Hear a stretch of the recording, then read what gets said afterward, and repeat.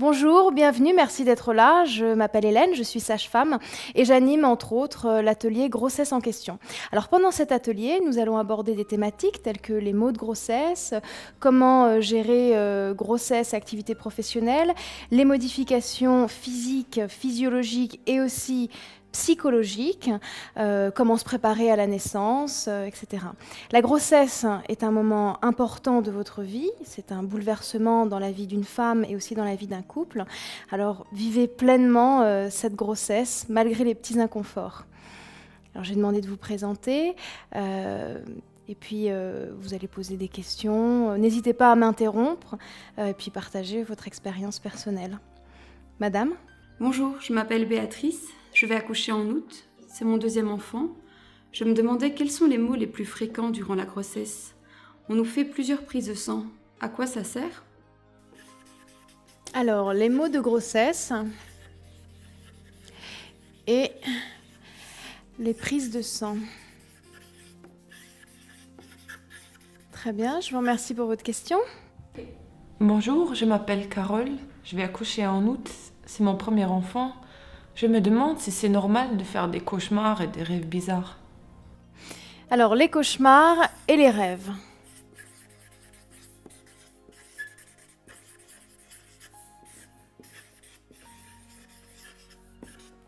Merci pour votre question. Bonjour, je m'appelle Emma, je suis dans mon 4e mois de grossesse et je voulais savoir quand est-ce que mon bébé allait bouger et quand est-ce qu'il faut venir à la maternité. Alors, les mouvements de bébé,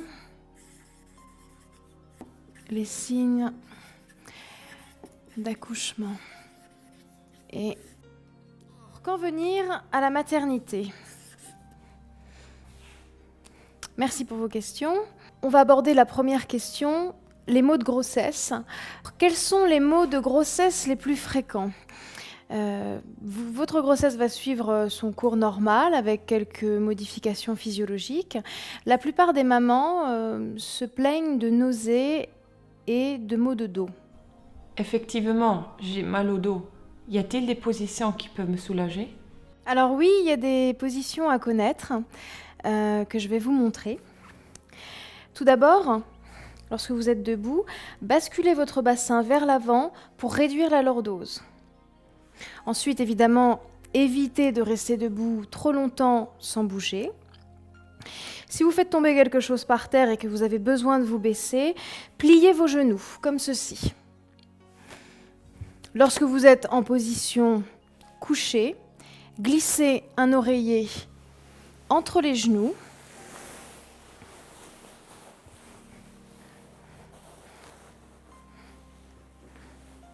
Et installez-vous dans la situation la plus confortable.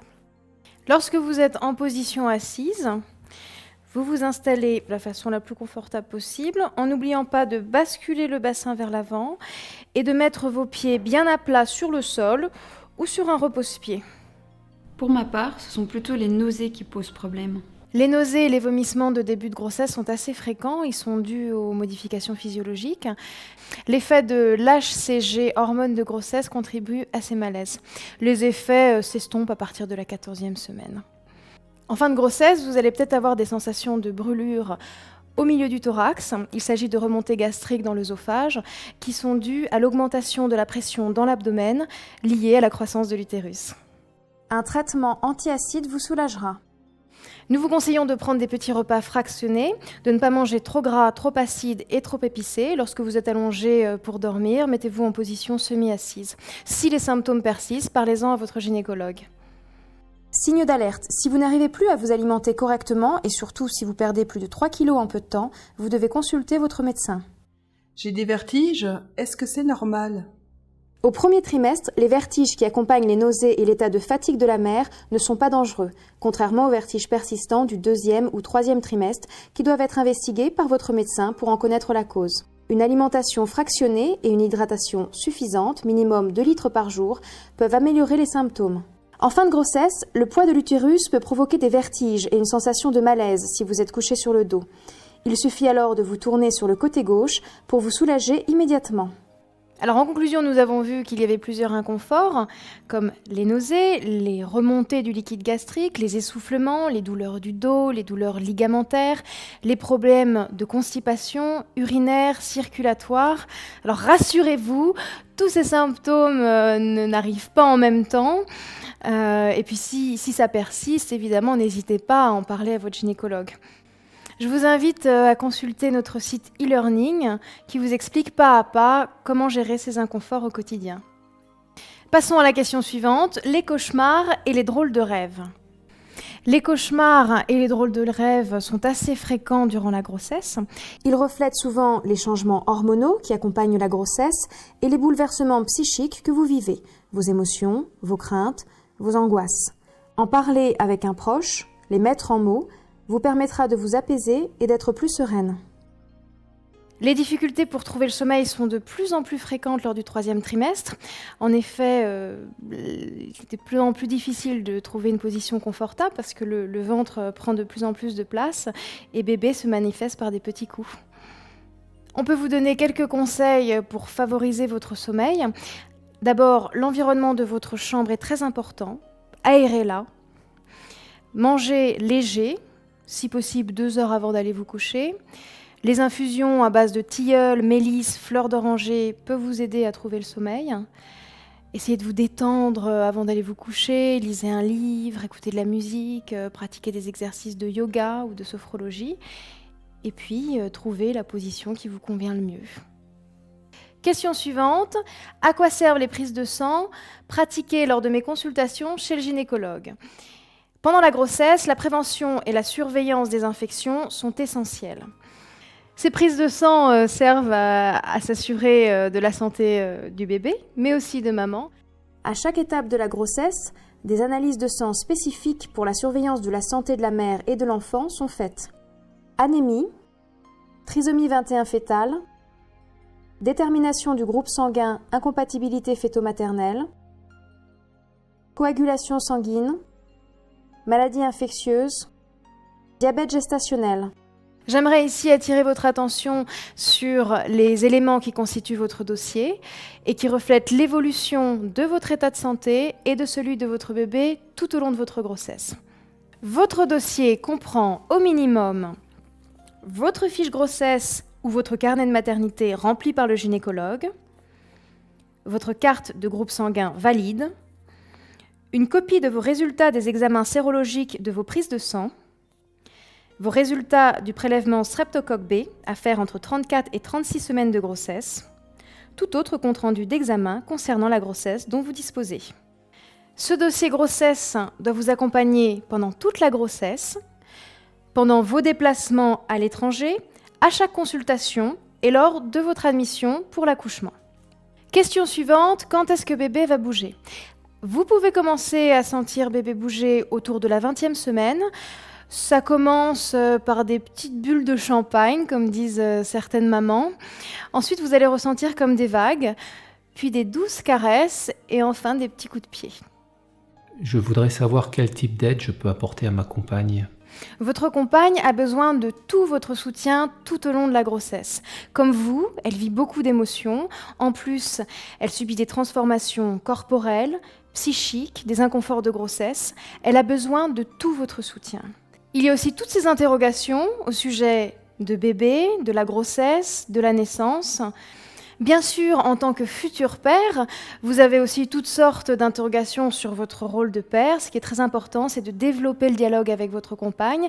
N'hésitez pas aussi à en parler avec d'autres pères. Dès à présent, la famille se construit avec le bébé imaginé qui deviendra réel. La question suivante porte sur quand faut-il venir à la maternité et quels sont les signes d'alerte pour lesquels il faut venir consulter. Passons en revue les signes d'alerte. Vous devez consulter sans attendre lorsque vous avez des contractions utérines avant 37 semaines ou des contractions douloureuses et régulières. Soyez attentifs s'il y en a plus de 10 et que cela devient régulier. Attention, les contractions ne font pas nécessairement mal. En cas de doute, il vaut mieux consulter. Consultez si vous avez une perte de liquide, une douleur intense et anormale, des maux de tête, une sensation de mouche devant les yeux, des douleurs comme une barre au niveau du diaphragme, et puis aussi une douleur au niveau du foie et de l'estomac, de la fièvre supérieure à 38 degrés sans autres symptômes, une perte de sang, une diminution ou une absence de mouvements fœtaux, un choc que vous aurez reçu sur le ventre. Surtout, ne prenez jamais de médicaments sans avis médical. Et quels sont les signes d'accouchement? Vous devez vous rendre à la maternité si vous ressentez des contractions. Les contractions sont un durcissement ressenti dans le ventre qui va se produire à intervalles de plus en plus réguliers. Vous pouvez le sentir lorsque vous posez la main sur votre ventre. Le jour de l'accouchement, vous constaterez que les contractions ressemblent d'abord à de petites vagues, puis deviennent de plus en plus fortes, d'abord espacées, puis se rapprochant de plus en plus, et dont la durée va augmenter progressivement. Si au bout de 1 ou 2 heures, les contractions ne s'arrêtent pas, il s'agit du début du travail. Les contractions peuvent être vécues de façon différente. Ce qui est important, c'est la régularité de ces sensations. Dans ce cas-là, vous pouvez toujours téléphoner au service salle d'accouchement et une sage-femme évaluera votre situation. Vous devez aussi consulter en maternité si vous avez des pertes de liquide ou des pertes de sang ou si vous sentez moins bouger bébé. Quel papier administratif faut-il apporter ? En plus de votre dossier de grossesse, vous devez apporter les documents administratifs à avoir lors de votre admission, à savoir la carte d'identité, la carte de sécurité sociale et la carte du groupe sanguin. Le site e-learning est là pour vous apporter une information claire et ludique sur des sujets qui vous concernent en tant que nouveaux parents. Vous pouvez y consulter les fiches connaissances qui reprennent de manière synthétique les principaux éléments à retenir pour chaque sujet abordé. Vous pouvez aussi visualiser les bons gestes à réaliser au travers de courtes séquences vidéo ou de diaporamas, tester vos connaissances en répondant aux quiz et participer aux séances interactives accessibles en ligne. Je vous remercie pour votre attention. J'espère que cette séance vous a apporté des informations et a répondu à vos attentes. Je vous souhaite une très belle fin de grossesse.